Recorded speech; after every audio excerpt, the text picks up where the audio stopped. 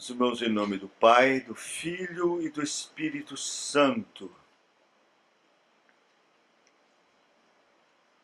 para a glória do Senhor Jesus Cristo, o amado da nossa alma, aquele por quem tudo existe, Senhor Jesus, nosso Salvador, o poder do Espírito Santo, que nos guia a toda a verdade. Meus irmãos, nós vamos abrir a santa, gloriosa, bendita, inerrante, autoritativa palavra de Deus, Escritura Sagrada, em Isaías, no capítulo de número 51. Nós estamos expondo sequencialmente este livro, estamos no capítulo 51. Vamos ler agora do verso 17 até o final. Isaías 51, do verso 17 até o verso de número 23.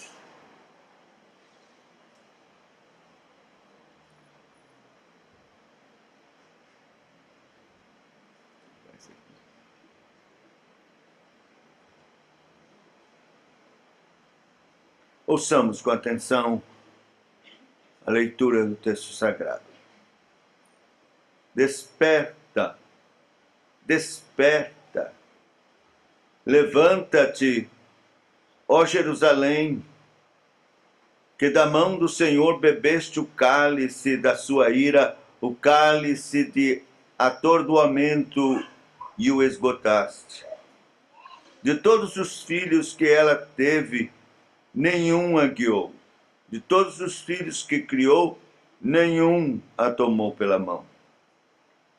Essas duas coisas te aconteceram. Quem teve compaixão de ti? A assolação e a ruína, a fome e a espada. Quem foi o teu consolador? Os teus filhos já desmaiaram, jazem nas estradas de todos os caminhos, como o antílope na rede, estão cheios da ira do Senhor e da repreensão do teu Deus. Pelo que agora ouve isto, ó tu que estás aflita e embriagada, mas não de vinho. Assim diz o teu Senhor, Senhor teu Deus, que pleiteará a causa do seu povo. Eis que eu tomo da tua mão o cálice de atordoamento, o cálice da minha ira. Jamais dele beberás. Pô-lo-ei nas mãos dos que te atormentam, que disseram à tua alma: abaixa-te, para que passemos sobre ti. E tu puseste as costas como chão, como rua para os transeuntes. Que Deus aplique sua bendita palavra. Queira, por sua graça, aplicar ao nosso coração. Vamos orar. Bendito Deus, nosso Pai, humildemente buscamos a tua face. Já oramos confessando os nossos pecados, reconhecendo nossa indignidade e o quanto precisamos da tua graça e da tua misericórdia. Senhor, agora que vamos considerar a tua palavra, expô-la, momento maior da profecia, da pregação da tua santa e bendita palavra, no culto sagrado, nós precisamos de ti, declaramos nossa total dependência de ti. Tem misericórdia. Vem pelo teu Espírito Santo falar ao nosso coração. Queremos ouvir a tua voz. Ó Senhor, age com poder no meio do teu povo. Move o teu povo a realizar a tua vontade, Senhor, nesta hora grave em que estamos passando. Tem misericórdia, socorre-nos. Queremos, precisamos, necessitamos ouvir a tua voz. Age pelo teu Espírito Santo, Senhor, no nosso coração, no coração da tua igreja, Senhor. Ajuda-nos. Oramos certos da tua bênção, confiando somente em ti, para a tua glória, não a nós, mas ao teu nome da glória, Senhor. Tem misericórdia, por amor da tua fidelidade. Em nome do Senhor Jesus, amém. Meus irmãos, a essa altura em que o profeta está anunciando uma grande aflição, cativeiro babilônio que está chegando, as estruturas morais, espirituais do povo já haviam sido corroídas. A situação era absolutamente incontrolável em todos os aspectos.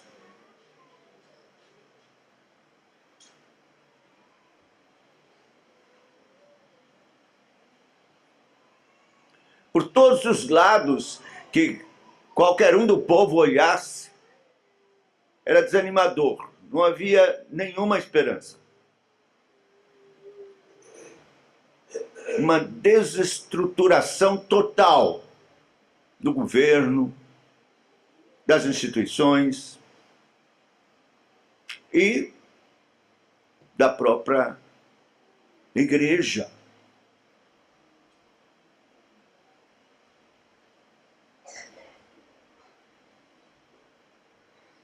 O povo estava indolente, entorpecido, sem compreender bem por que estavam naquela situação e caminhando para uma situação pior, cativeiro.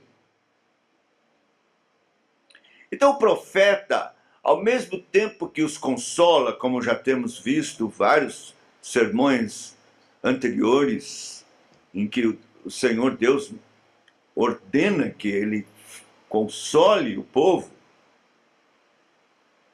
com uma esperança de um futuro livramento, o profeta os admoesta, mostrando que a aflição vinha do próprio Deus por causa dos pecados do povo e os conclama a acordar, despertar, levantar-se, pôr-se de pé e clamar ao único que pode livrar, que é Deus. Então, meus irmãos, o texto que temos aqui nos ensina que que há momentos em que o que se deve fazer é acordar e clamar por socorro. Quando a hora é de acordar e clamar por socorro. Primeiro, reconhecendo que a aflição vem do Senhor. Segundo, reconhecendo que ninguém, exceto o Senhor, pode livrar. E terceiro, reconhecendo que o livramento virá por causa da aliança de Deus. Então vamos ver no nosso texto essas coisas. Primeiro, quando a hora é de acordar e clamar por socorro, reconhecendo que a aflição vem do Senhor.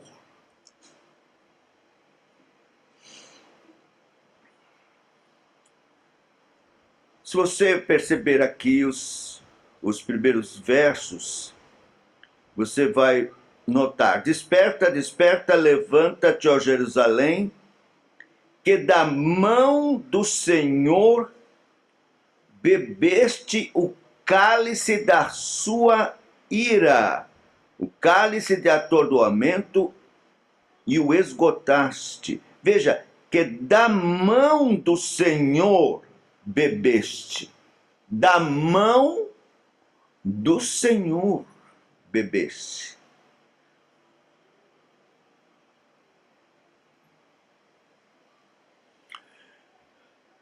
Claro, Deus não aflige ninguém, nenhum dos seus filhos de bom grado. O povo havia pecado. O povo havia se afastado do caminho do Senhor. O povo havia se apegado a ídolos. Havia se prostituído espiritualmente diante de Deus.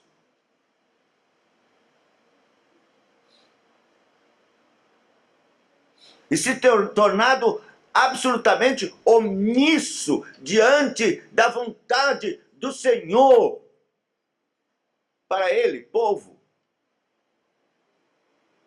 No capítulo 59 de Isaías, nós vamos ainda expor, fica bem claro isso.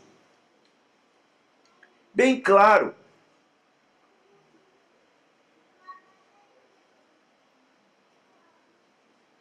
Eis que a mão do Senhor não está encolhida para que não possa salvar, nem surdo o seu ouvido para não poder ouvir. Mas as vossas iniquidades fazem separação entre vós e o vosso Deus, e os vossos pecados encobrem o seu rosto de vós, para que vos não ouça, porque as vossas mãos estão contaminadas de sangue, os vossos dedos de iniquidade, os vossos lábios falam mentiras, a vossa língua profere maldade. Ninguém há que clame pela justiça, ninguém que compareça em juízo pela verdade. Confiam no que é nulo e andam falando mentiras, concebem o mal e dão à luz a iniquidade, chocam ovos de áspide, tecem teias de aranha. O que comer os ovos dela morrerá.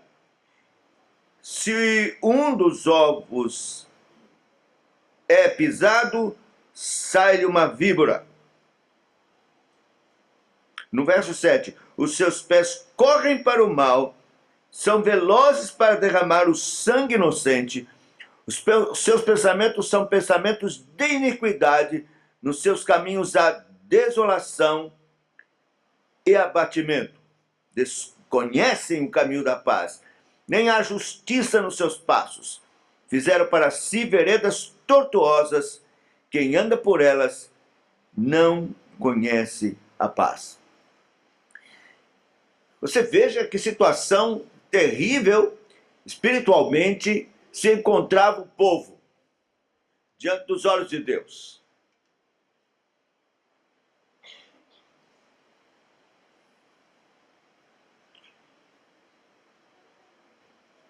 Essa era a situação que reinava no povo de Judá. É claro, havia um remanescente, chamados os crentes, os que buscavam ao Senhor. Um remanescente, um pouco. Mas eles mesmos estavam desanimados, quase que tomados por incredulidade, inertes diante dessa situação. Eu digo, meus irmãos, o que você acha? Não é a descrição clara do que nós estamos passando e experimentando como nação, como povo brasileiro e também como igreja? Como o governo Daniel orou aqui, é desanimador mesmo. Não temos mais para onde olhar e confiar ou esperar. Pelo menos ainda o último escalão, a gente sabia que não podia confiar inteiramente, havia uma suspeita, uma citação que poderia não ser verdade, tomara que não seja. De repente, a cortina se abre, se escancara a podridão, não sobrou nada. E a verdade, nua e crua, é desanimadora. Moral, politicamente falando,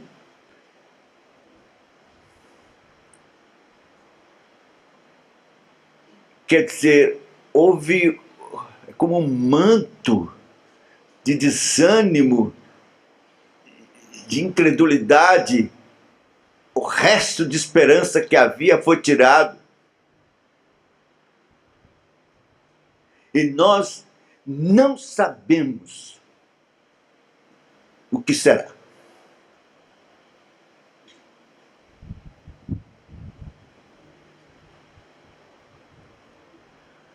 E se olharmos para a igreja, é uma decepção também. Quer dizer que nós somos 30% da população deste país é uma vergonha. É melhor não dizer. Porque não fomos capazes de mudar nada, de influenciar nada. E se for apurar, vai ser pior. Nós vamos encontrar gente que se diz crente, envolvida, enxafurdada na lama, com o nome de Cristo, nome de igreja.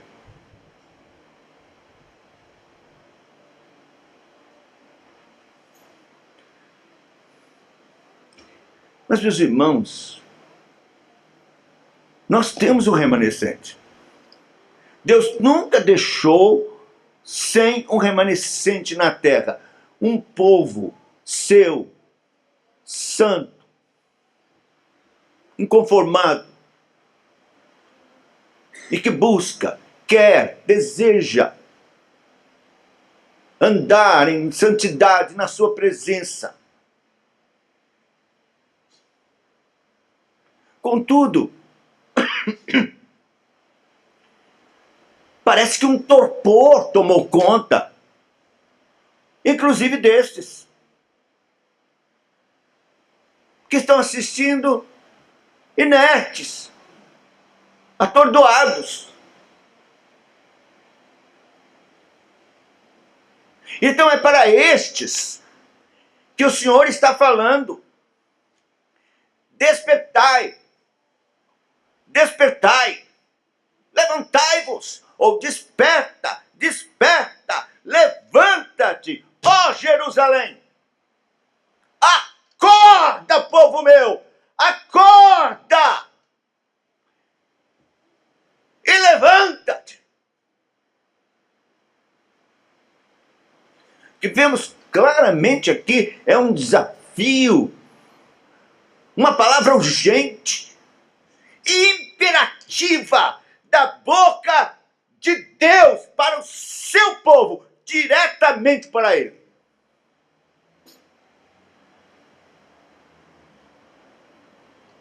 Primeiro, é reconhecer que é Deus quem está fazendo isso. E está fazendo isto por causa da igreja, por causa dos pecados que existem na igreja, por sua omissão, fragilidade, mundanismo, materialismo, desobediência descarada da palavra de Deus, dos seus mandamentos, da sua lei. pela avacalhação que fizeram com o culto de Deus?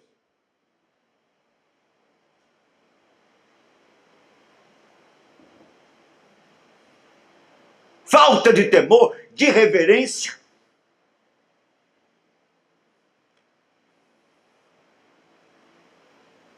Dando mau testemunho, empanando a glória da cruz do Evangelho. Então, reconhecer que esta aflição, este cálice de escória, de ira, que Deus colocou em nossas mãos para sorver, é por causa dos nossos pecados. Então a primeira coisa é acordar para orar, clamar, em contrição, em arrependimento, confessando os nossos pecados.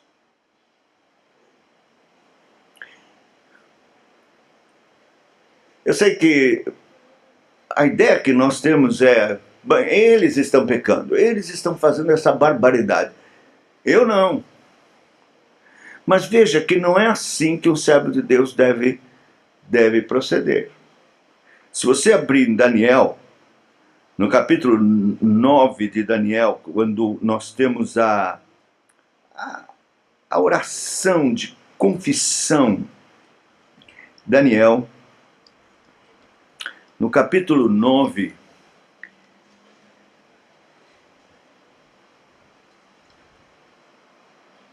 no verso 3 diz: voltei o rosto ao Senhor Deus para o buscar com oração e súplicas, com jejum, pano de saco e cinza. Orei ao Senhor meu Deus, confessei e disse: ah, Senhor Deus, grande e temível, que guardas a aliança e a misericórdia para com os que te amam e guardam os teus mandamentos. Temos pecado e cometido iniquidades, procedemos perversamente, fomos rebeldes, apartando-nos dos teus mandamentos e dos teus juízos. Não demos ouvido aos teus servos, os profetas, que em teu nome falaram aos nossos reis, nossos príncipes, nossos pais, como também a todo o povo da terra. Você percebe? Ele não ora assim, dizendo: Senhor Deus, grande e temível, que guardas a aliança e a misericórdia com os que te amam e tal. Eles têm pecado e cometido iniquidade. Eles procedem perversos. Não, não é assim que está. Temos pecado, cometido iniquidade, procedemos perversamente. Não demos ouvido. Ele se inclui. Ele é um santo homem de Deus. Ele é um profeta. Nós temos a história dele. Ele decidiu não se contaminar com as iguarias do rei. Eram jovens santos que decidiram-se a não se contaminar, a obedecer a Deus. 3 deles arriscaram suas vidas, não se prostrando diante da imagem. Daniel mesmo foi lançado à cova dos leões por causa da sua fidelidade. Mas quando ele ora, ele se humilha, ele se coloca junto com o povo na sua iniquidade, nos seus pecados. Porque por mais santo que sejamos, somos pecadores. E pelo princípio da palavra de Deus, nós devemos nos humilhar em confissão de pecados, juntamente com o povo. Como se os pecados do povo fossem nossos pecados. Porque pertencemos a esta geração. É a nossa geração que tem pecado. Nós somos homens de lábios impuros que habitamos no meio de um povo de impuros lábios. Então, meus irmãos, quem é que vai se ajoelhar e pedir misericórdia a Deus e confessar pecados? Eduardo Cunha? Joesley? Temer? Somos nós. Nós é que temos que nos ajoelhar e suplicar e pedir que Deus tenha compaixão dos pecados desta geração miserável da qual fazemos parte.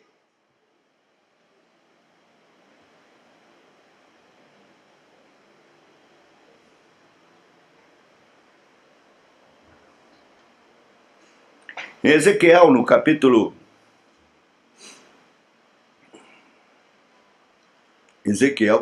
de número 23, versos de número 32 e 35, nós lemos assim: assim diz o Senhor, beberás o copo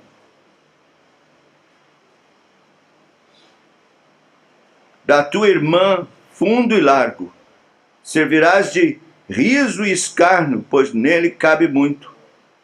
Encher-te-ás de embriaguez e de dor. O copo de tua irmã Samaria é copo de espanto e de desolação. Tu beberás, esgotá-lo-ás, e lhe roerás os cacos, e te rasgarás os peitos, pois eu falei, diz o Senhor.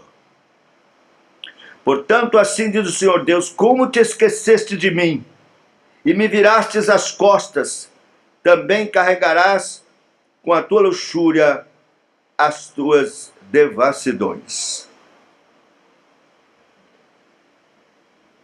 Meus irmãos, nós não temos que murmurar, nos queixar, lamentar.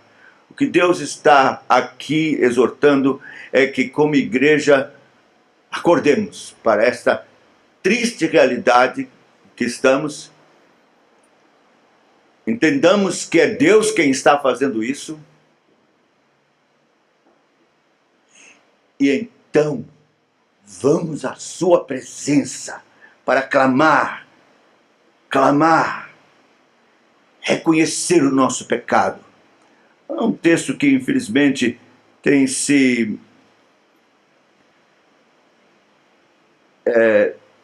usado, mas de forma tão, às vezes, leviana, que é muito conhecido. É 2 Crônicas 7:14. 2 Crônicas 7:14. Você conhece?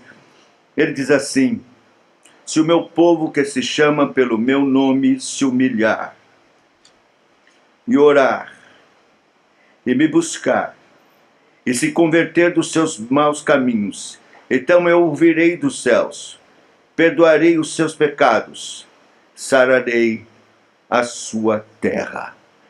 Meus irmãos, esse texto está mostrando que não há nada mais importante para Deus diante dos seus olhos do que a sua igreja. E que todo o seu agir no resto do mundo será conforme ou segundo a igreja. Suas atitudes, seus propósitos. Há muitos anos atrás, escrevi um artigo, foi publicado no Ultimato, com o título Os crentes são os culpados. Tudo que está acontecendo aí, toda essa miséria,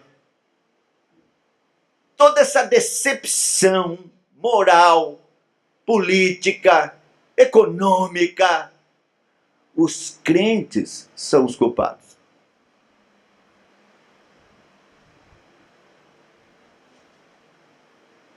É duro de engolir isso, não é? Mas é assim mesmo. Porque se nós fizéssemos aquilo que o Senhor requer e andássemos diante dele e clamássemos diante do Senhor com arrependimento, emendando os nossos caminhos, é o que diz o texto. E se convertendo dos maus caminhos, então eu ouvirei dos céus, perdoarei os seus pecados, sararei a sua terra.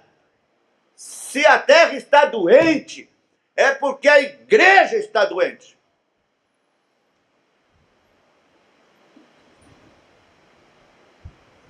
E não tem se convertido dos seus maus caminhos. E não tem clamado, e não tem orado. Está inerte.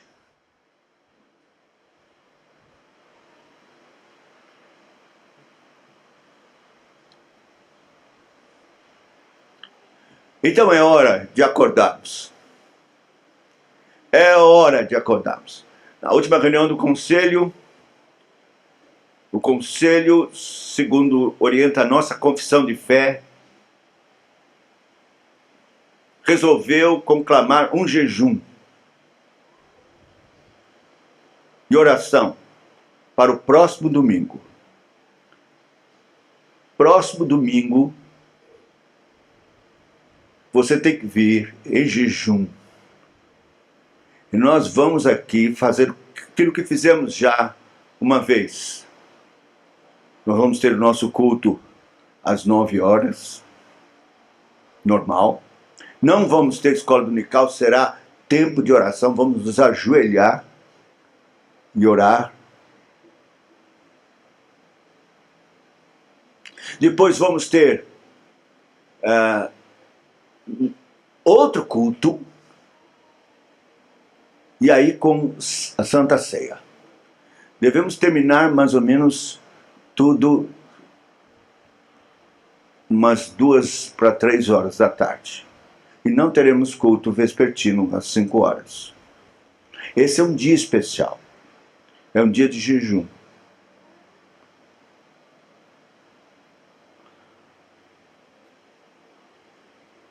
Você deve quebrar esse jejum. Aqueles que não estão acostumados, evidentemente, logo após terminar o culto, muito provavelmente nós sempre temos aqui um lanchezinho para ninguém desfalecer no caminho. Mas os que quiserem continuar, podem continuar. Mas será um dia de clamor, de arrependimento. As mensagens serão neste teor.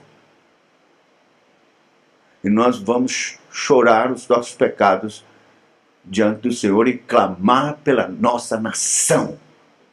A nossa confissão de fé, em tempos de calamidade, de guerra, de terrível ameaça, a igreja deve fazer jejum e orar.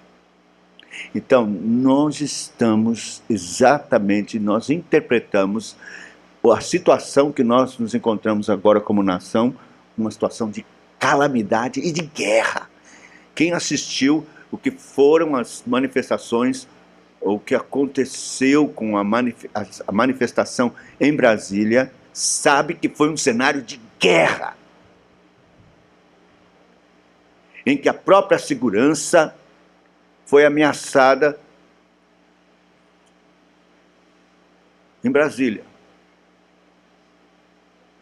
Por isso, houve necessidade de convocar o exército.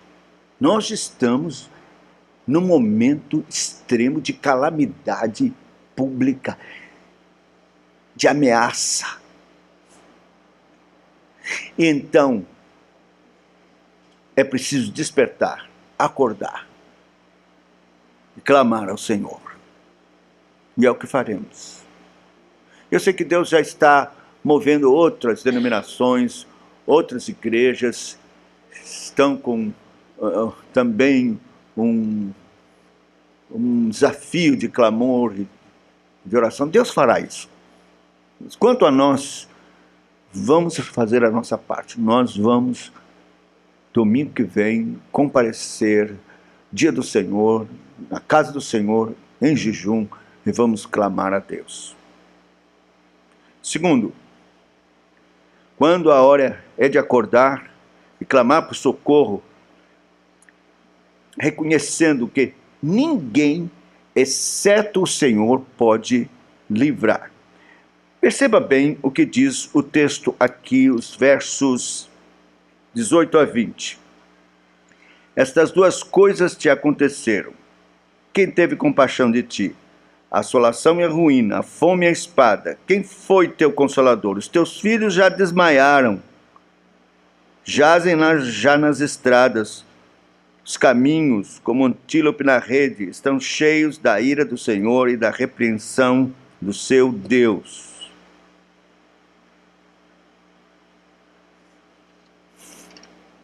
Quem é que vai ajudar?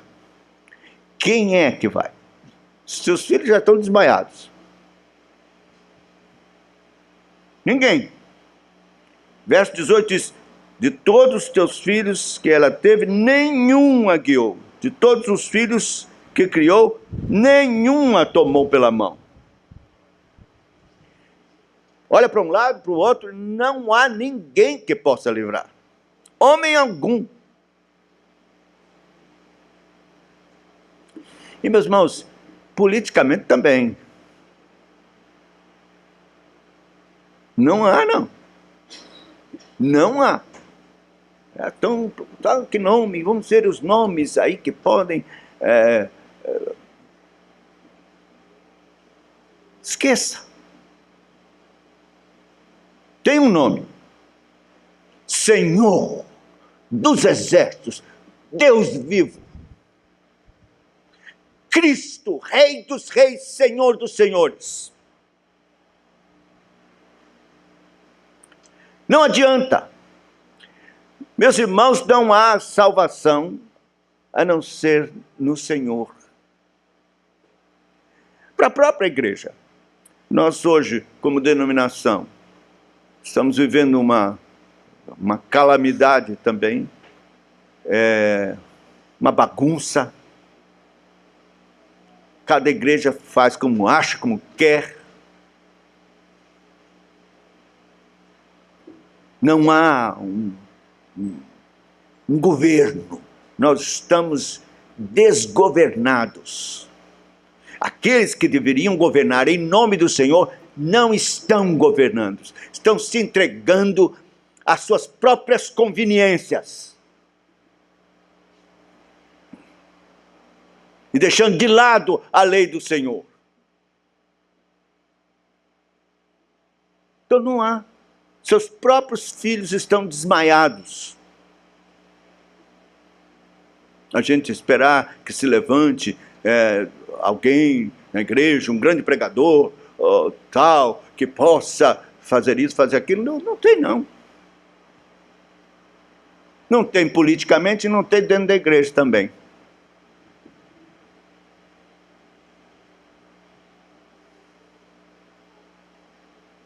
Então não virá dos seus filhos, não virá de homens, de concílios. E veja, Deus ordenou essa desolação.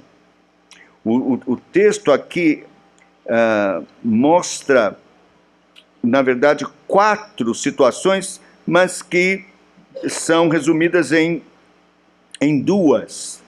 Porque ele diz assim, verso 19, estas 2 coisas te aconteceram. Aí diz, assolação e ruína, fome e espada. Quer dizer, 4 coisas. Mas os intérpretes, estudiosos das Escrituras, dizem que isso se resume a problemas internos e externos. No caso de problemas internos, assolação com fome. E problemas externos, ruína, destruição e espada. Então, era essa ameaça que eles tinham. né, você deve saber que a cidade seria cercada. Então haveria fome, desolação, internamente, e lá fora, destruição e espada. E, meus irmãos, nós também estamos cercados. Por um lado,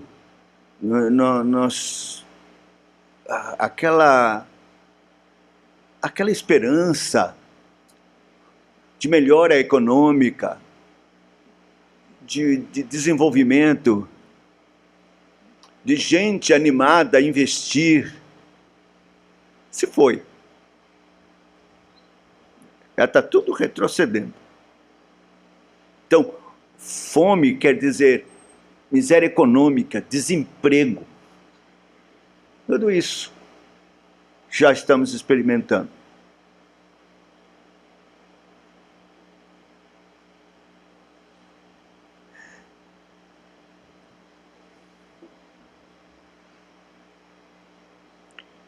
E veja, para que não haja qualquer esperança em homens, é dito aqui no verso 20, os teus filhos já desmaiaram, jazem nas estradas de todos os caminhos, como o antílope na rede. Antílope aqui é dado, porque no original trata de um animal forte, de porte, mas que está neutralizado porque está na rede, preso.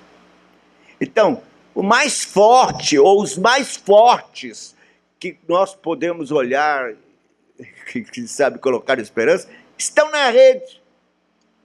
Não podem fazer nada. Veja, Deus está mostrando na sua palavra que não devemos olhar para lado nenhum, senão para o céu, senão para cima, senão para buscar o Senhor. Reconhecendo que ninguém, exceto o Senhor, pode livrar. E é assim que devemos buscar o Senhor. No domingo próximo, em jejum e oração. Venha vestido de saco. Não estou falando literalmente. Venha com o espírito quebrantado. Não venha todo alegrinho, venha triste, venha sabendo que estamos vivendo uma hora difícil e que o Senhor está nos convocando para nos humilharmos na sua presença, esquecendo de tudo mais e botando a boca no pó. Talvez haja esperança.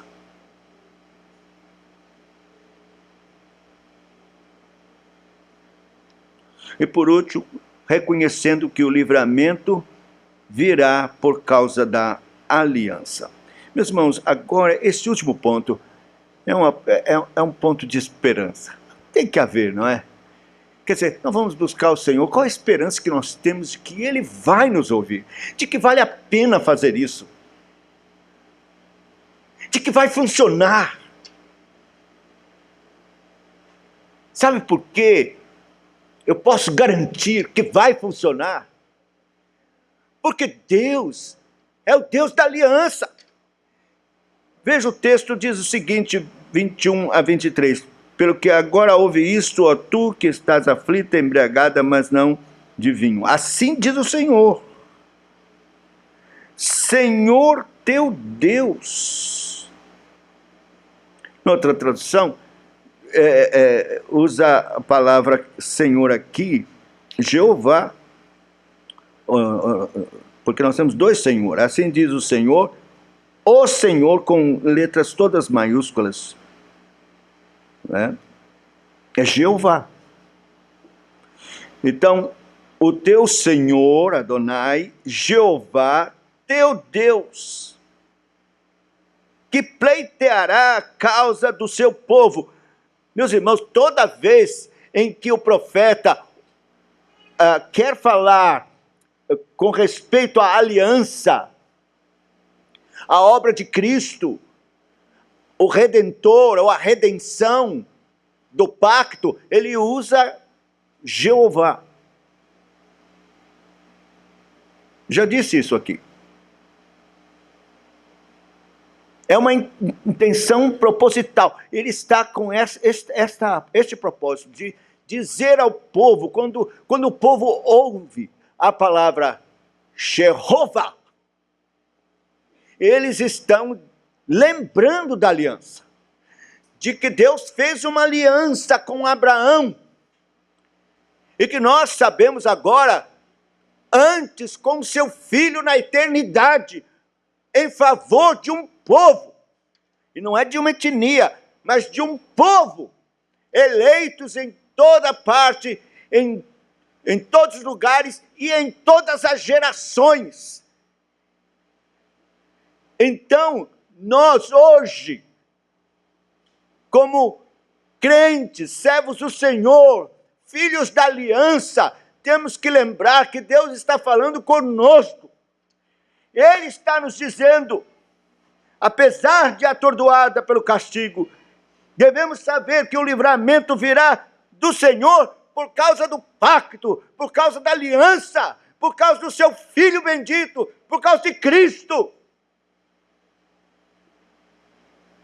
A essa altura, ainda Cristo viria para realizar a redenção, mas tudo era representado através do sacrifício e outras leis cerimoniais que lembravam isto, lembravam Cristo.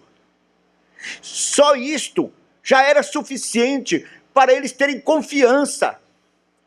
Cristo ainda não havia morrido na cruz, mas está prometido que irá morrer no Cordeiro sacrificado. E isso era suficiente para eles crerem de que Deus de fato vai ouvir as suas orações, de que de fato Ele vem livrar, porque Ele é o Deus do pacto, da aliança. Quanto mais nós, que já sabemos que Cristo morreu, derramou seu sangue, cumpriu o propósito da aliança. Meus irmãos, a salvação da aliança envolve não só o caráter de Deus que não muda e que é santo e perfeito, sua honra, mas muito mais do que isso, o sangue do seu Filho bendito. Sangue como de cordeiro, sangue divino. Nada pode se comparar em dignidade ao sangue do Senhor Jesus. Para comprovar a aliança. E é por causa disto que nós temos certeza que Deus vai nos ouvir.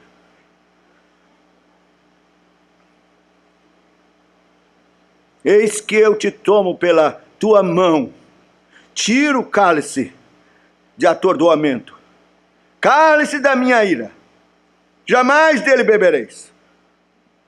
Pô-lo-ei nas mãos dos que te atormentaram, que disseram à tua alma, abaixa-te, para que passemos sobre ti, e tu puseste as costas como chão, como rua para os transios. Essa é uma figura do que faziam os assírios e como faziam aqueles povos. Eles pegavam os seus inimigos e faziam deitar como rua, multidão deitado. E então vinham com carruagens e cavalos, passando por cima, nas costas.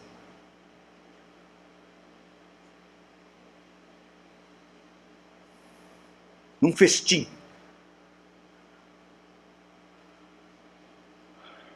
É claro que isto, para nós hoje, é uma ilustração do que o diabo tem feito, tripudiando a igreja de Deus e a cada um daqueles que são do Senhor,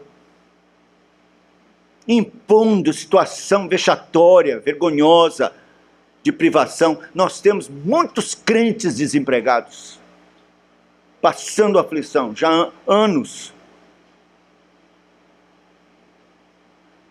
Gente passando dificuldade, crente, o diabo tripudiando, esses inimigos cometendo essas injustiças, roubando o dinheiro, as posses, impondo situação terrível na saúde, pessoas morrendo nos postos de saúde ou nos hospitais por falta de tudo. Esses dias eu vi um vídeo de um diretor de hospital, médico japonês, chorando. Ele disse, daqui a pouco pessoas vão começar a morrer. Não tem mais oxigênio, não tem mais o que é necessário, não tem. E vão começar a morrer. E ele começou a chorar.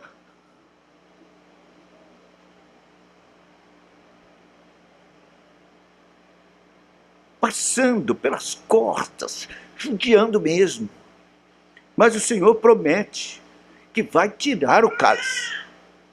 Ele vai julgar esses inimigos. Ele vai julgá-los. Próprio Satanás e os seus algozes. Eu quero ler 2 Tessalonicenses, que eu acho muito apropriado. No capítulo de número 1,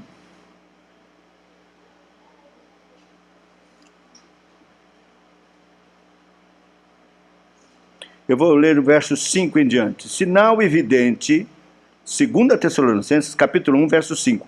Sinal evidente do reto juízo de Deus, para que sejais considerados dignos do reino de Deus, pelo qual com efeito estás sofrendo.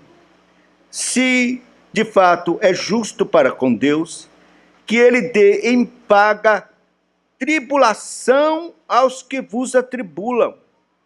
E a vós outros que sois atribulados, alívio, juntamente conosco, quando do céu se manifestar o Senhor Jesus, com os anjos do seu poder, em chama de fogo, tomando vingança contra os que não conhecem a Deus e contra os que não obedecem ao Evangelho de nosso Senhor Jesus. Estes sofrerão penalidade de eterna destruição, banidos da face do Senhor e da glória do seu poder, quando vier para ser glorificado nos seus santos e ser admirado em todos os que creram naquele dia, porquanto foi crido entre vós o nosso testemunho.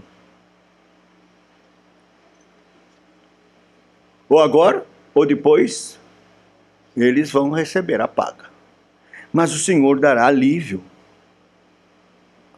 aos santos. Então, meus irmãos,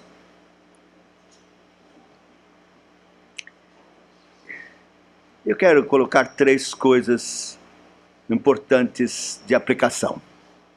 Primeiro, somos homens de lábios impuros que habitamos com homens de impuros lábios. Devemos assumir os pecados de nossa geração e compreender que é Deus quem está no controle e é Ele mesmo quem nos aflige. Essa é a primeira verdade teológica, capital. Pode talvez você não entender como Deus é quem está nos afligindo, mas a Bíblia diz que é. Então, se cale e se humilhe, confesse seus pecados. Segundo, tudo está sob o controle de Cristo, o Rei dos Reis. E nada acontece sem seu consentimento. E não haverá livramento em nenhum outro. Então, nós vamos vir com a convicção, queremos saber de olhar para homem nenhum, para ninguém, para partido algum, para ideologia nenhuma, nada. Nem esquerda, nem direita, nem miséria nenhuma.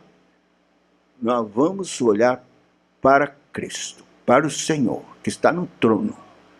E vamos clamar a Deus, o Senhor do pacto, que venha nos socorrer. Terceiro e último, nossa esperança está no Evangelho. Deus quis que tudo dependesse de Cristo e de sua obra na cruz. É Ele quem resgatará todas as coisas, como diz Efésios capítulo 1, versículo 10. Efésios 1, 10. Ele resgatará todas as coisas, tanto nos céus como na terra. Tornará a congregar em Cristo todas as coisas na dispensação da plenitude dos tempos, tanto as que estão nos céus como as que estão na terra. É este o propósito de Deus. Os homens não estão nem aí com Cristo. No entanto, tudo depende dele. E tudo vai acontecer convergindo para ele. É ele quem irá tornar a congregar todas as coisas na dispensação, na plenitude dos tempos, tanto dos céus como as da terra. E assim, com esse propósito, com essa fé, determinação, confiança, que eu quero, em nome do conselho da nossa igreja, e eu diria mais, em nome do Senhor Jesus Cristo, que diz: desperta, acorda, levanta-te, para que você venha domingo próximo, em jejum. Lembre-se, nós não teremos 5 horas o nosso culto vespertino. Ele vai terminar, na verdade, antes. Você venha para ficar aqui. Arranje todas as coisas de maneira que você possa ficar. Eu sei que alguns não podem, algumas senhoras nem marido crente tem que ir para casa para servir a alimentação para ele. Tudo bem, você, se puder, venha. Terminou o culto, como sempre faz, vá para sua casa fazer isso. Mas pelo menos participou de uma parte. Mas quem puder, venha em nome do Senhor Jesus Cristo e vamos clamar. E o Senhor da aliança nos ouvirá. Que Deus nos abençoe. Vamos ficar em pé.